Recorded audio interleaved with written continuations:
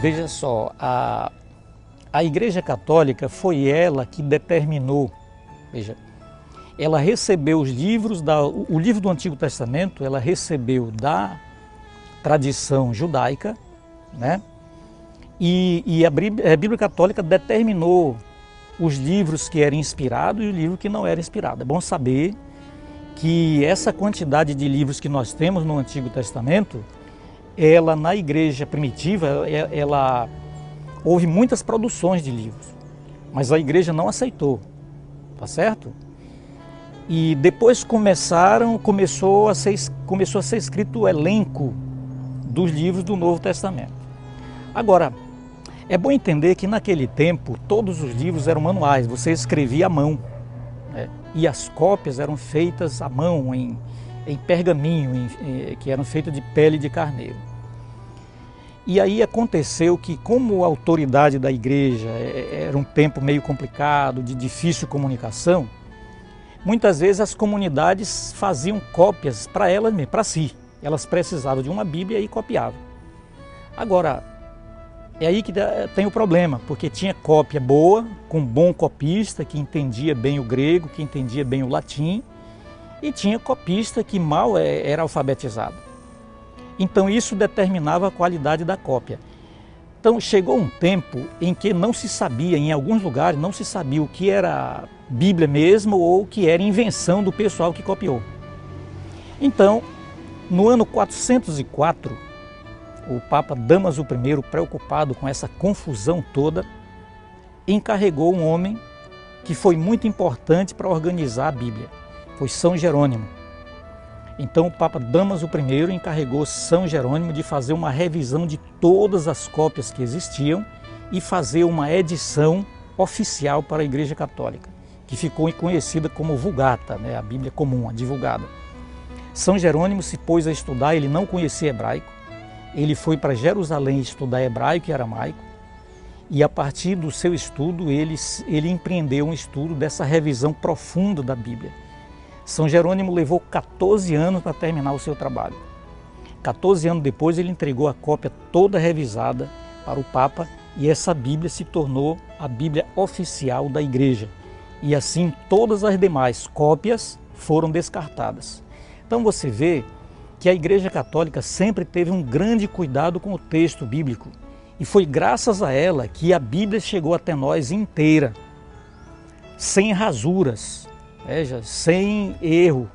Ela chegou perfeita, com tudo que tem direito. Então, e hoje os estudiosos católicos, evangélicos e judeus podem comprovar essa certeza, porque nós temos os originais, muitos originais da Bíblia foram encontrados, originais gregos, originais hebraicos e aramaicos, que comprovam que a Bíblia que a Igreja Católica trouxe até nós é correta, absolutamente correta.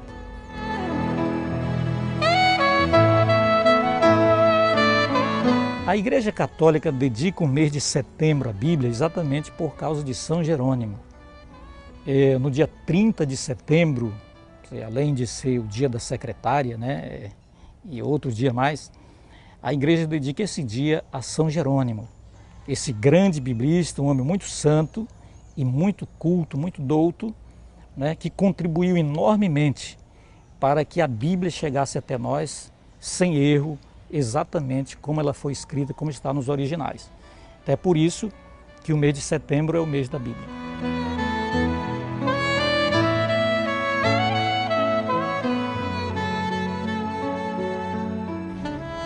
A distinção entre a Bíblia evangélica e a Bíblia católica está no Antigo Testamento. É que o Antigo Testamento da Bíblia católica tem 7 livros a mais, né, do que o Antigo Testamento da Bíblia evangélica. E por que isso aqui? Veja, o elenco da Bíblia hebraica do Antigo Testamento, é bom saber aqui uma coisa: no século V a.C., os hebreus deixaram de falar hebraico, né? E passaram a falar o aramaico. E alguns livros foram escritos, a maioria dos livros do Antigo Testamento foram escritos em hebraico. E alguns foram escritos em aramaico. Depois, com o mundo grego, com a invasão grega de Carlos, de Alexandre Magno, né? Alexandre Magno, ele levou a cultura grega para todo o Oriente, né? O Oriente Médio, e levou com ele a língua. A partir dali, o povo hebreu deixou de falar hebraico e aramaico e passou a falar grego.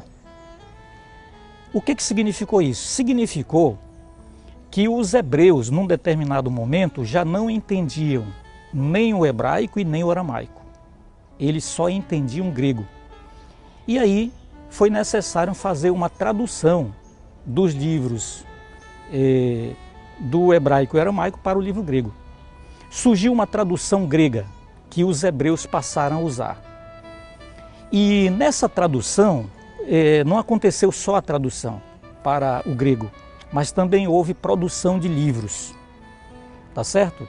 Significa então que os hebreus, a partir do século mais ou menos, século IV, mais ou menos por aí, antes de Cristo, eles já não usavam mais a Bíblia em hebraico, o povo não lia mais, mas usava a Bíblia em grego, tá certo?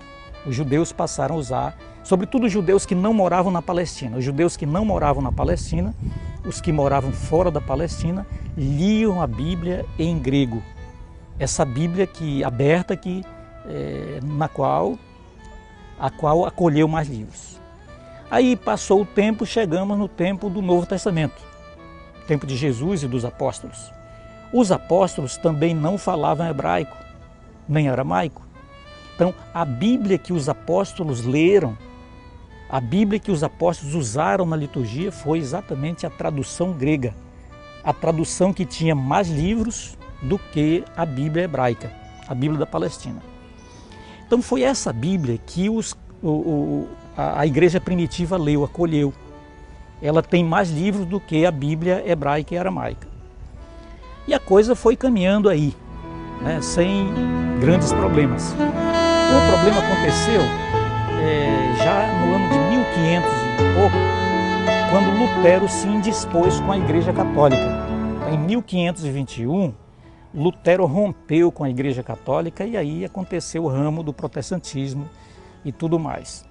Então, como Lutero estava em briga, em querela com a Igreja Católica, ele resolveu, né, abandonar, rejeitar o elenco da Bíblia grega para ficar com o elenco da Bíblia hebraica. E aí é por isso que hoje a Bíblia protestante ou a Bíblia evangélica tem 7 livros a menos e a Bíblia católica tem 7 livros a mais. Historicamente, a Igreja Católica tem todos os livros da Bíblia, ela não aumentou livro nenhum, ela recebeu os livros desde dos judeus, passando pela era apostólica, e são os livros que nós temos hoje no Antigo Testamento. Sugestões, críticas, dúvidas, acesse a nossa fanpage no facebook.com/istoeigreja. Quer rever este e outros programas? É só acessar youtube.com/canal Amazonsat e também amazonsat.com.br. Para você, tudo de bom e até o próximo programa.